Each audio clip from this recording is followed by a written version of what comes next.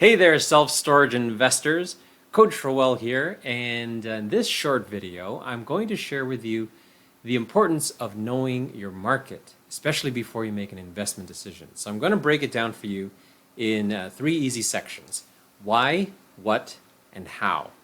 Now, just in case it's not immediately obvious to you as to why it is important to get to know your market, I'd like to put it to you this way. As investors, information is not only one of the most valuable tools in your toolbox, if not the most valuable tool, but also the quality of that information is critically important as well. Our success as self-storage investors is a direct result of making good decisions. Now, the more we know about our market and the better the quality of what we know about our market, the better the decisions we're going to make, especially if you are investing with the proverbial other people's money. Whether that be in the form of private debt or equity partners or institutional lenders, both small or large, when you're investing using OPM, all eyes are on you. You are perceived as being the so-called expert and are being entrusted as the custodian of other people's money, quite literally. So you better be darn sure you're in a position to make the best possible decisions with said money.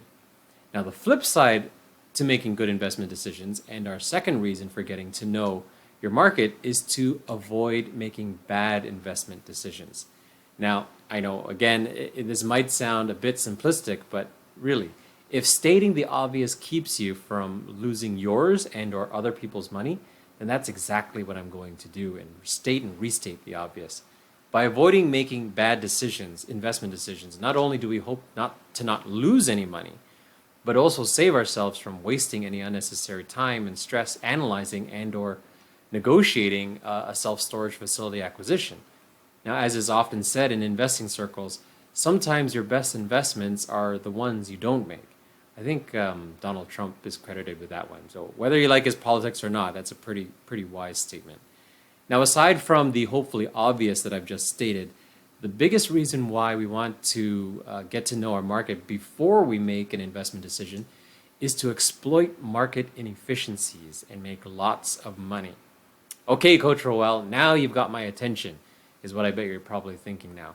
Yes, exploiting market inefficiencies is basically how we as investors make our money, is it not? So what is a market efficiency? Basically, it's a situation where the current prices do not reflect all the publicly available demand and supply information due to negligence or breakdown of buyer-seller communications. Now, that's a dictionary definition. It's basically a fancy way of saying when looking at an existing facility, we want to see if we can make more money than the current owner supplying self-storage space to the local market. Now, what do we need to know about our current market? Let's take this one slowly. Is your current local market a 1, 3, or 5 mile radius? Now, a good rule of thumb is if you're in a downtown urban kind of market, then it's most likely a 1 mile radius because people downtown tend to live downtown so that they can walk to everything and be very close to all of the amenities, things that they want, like restaurants, workplace, live. So the storage, if you're in a downtown urban market, it's probably in a 1 mile radius where people wouldn't want to walk more than a mile to get to their storage locker. If you let's skip over to, let's say, if you're in a rural market out in the country, you may be more in like a 5 mile radius where there's not as densely populated areas. For most of us watching this video, we're probably somewhere in between, not necessarily in downtown, not necessarily so much in rural, although I do know personally of some people in our community that fall into those categories. But the vast majority is really probably within a 3 mile radius, somewhere kind of like suburban, semi-suburban. But yeah, it's a 3 mile radius. So you might be thinking, I've seen these REITs, these big name brand names, like the Public Storage, the Extra Space, the CubeSmart, Life Storage, these big chains, and they're all over the place. Yeah, they're very visible, but they're not really what we're competing against so much. And really, I think the statistic is they only have about 9% of the market.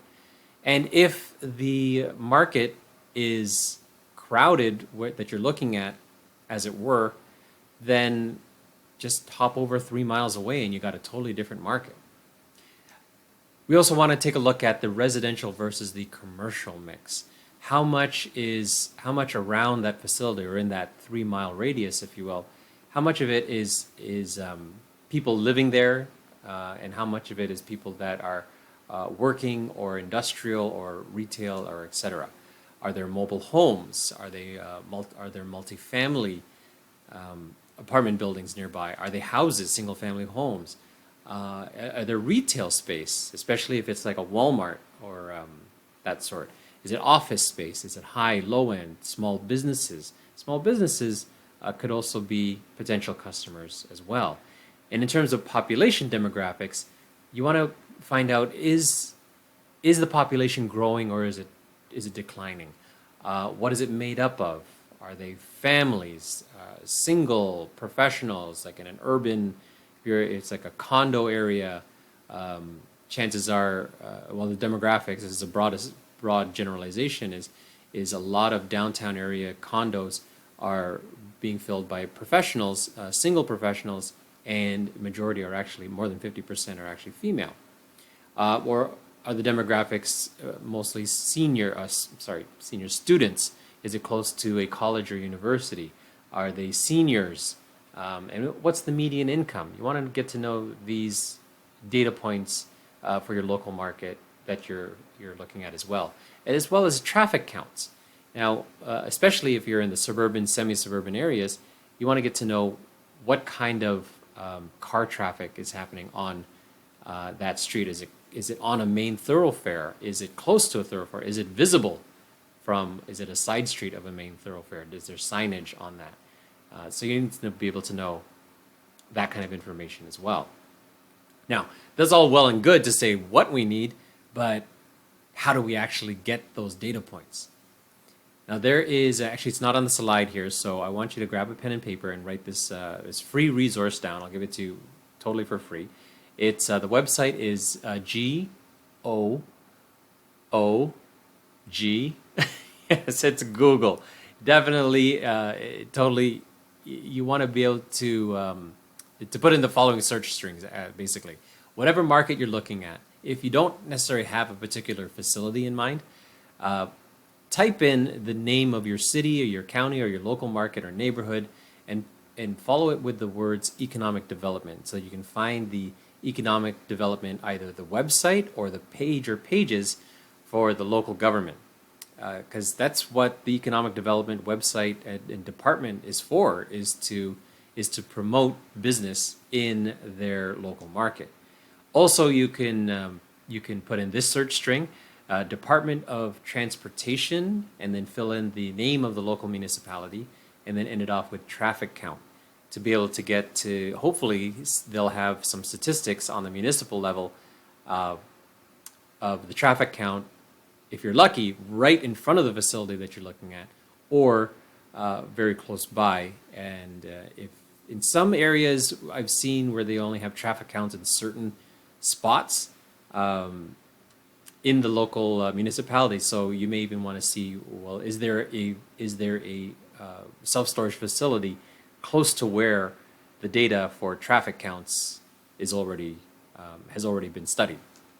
You can also take a look at Google Earth. So as I was mentioning before, with trying to understand what the local mix of real estate is, like residential, commercial, are there multifamilies, are they mobile home parks, etc. You'll be able to find those out by looking at Google Earth, and it's actually been vastly improved over the years. I just looked at it myself recently, and it's totally free, at least to be able to get an aerial three-dimensional view, and it's really cool. You can hover around, you can as if you're flying in a drone, you can see what other buildings are there and what other kind of facilities may be close by.